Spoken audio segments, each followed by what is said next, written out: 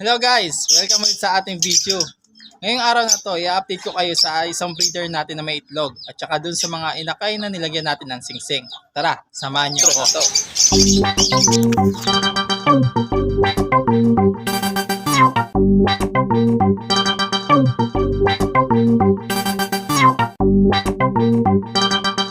Yun nga guys, ngayong araw na to i-update ko kayo sa breeder natin na may mga itlog at saka dun sa inakay na nilagyan natin ng singsing.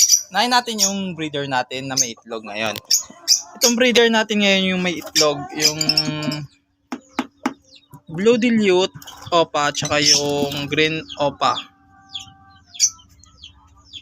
Sa kasamang palad nga mga lods, ang itlog ngayon ay nangyari ay isang piraso na lang.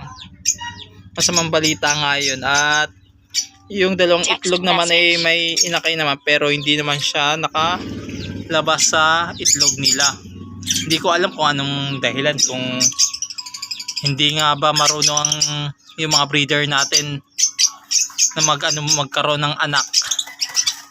Kasi nga bago pa lang sila ngayon naging breeder, o kaya pwedeng ang cause ay na-stress sila gawa ng panahon, ulan, tapos nung nakaraan ngayon may mga manok dito na nilagyan natin.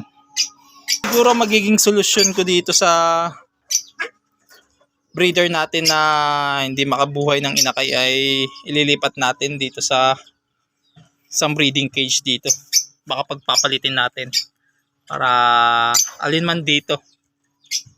Wala pa naman sila mga inakay ngayon. Yun siguro magiging natin, action para Tapos ang isusunod naman nating i-update itong mga inakay na nilagyan natin ng singsing. Ililipat pala na natin to sa malaking kulungan dito sa may fly cage nila. Tara, samahan nyo akong ilipat ng mga inakay na to.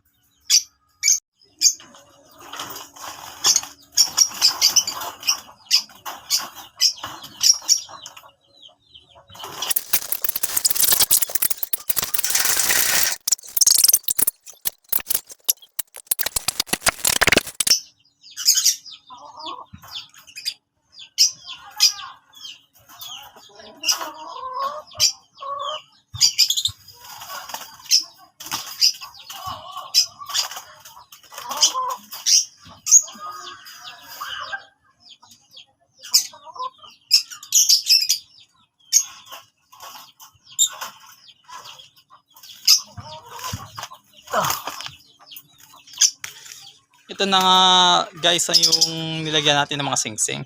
Sasama na natin sila dito.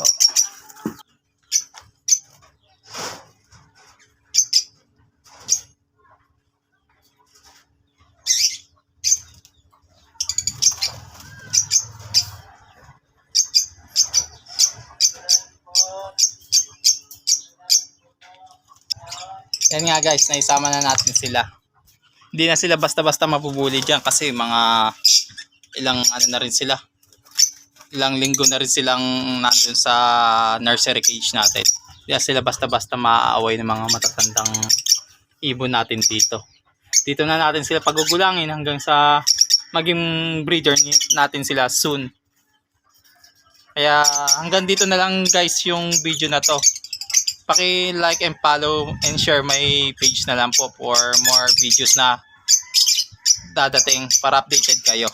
Salamat guys sa panonood.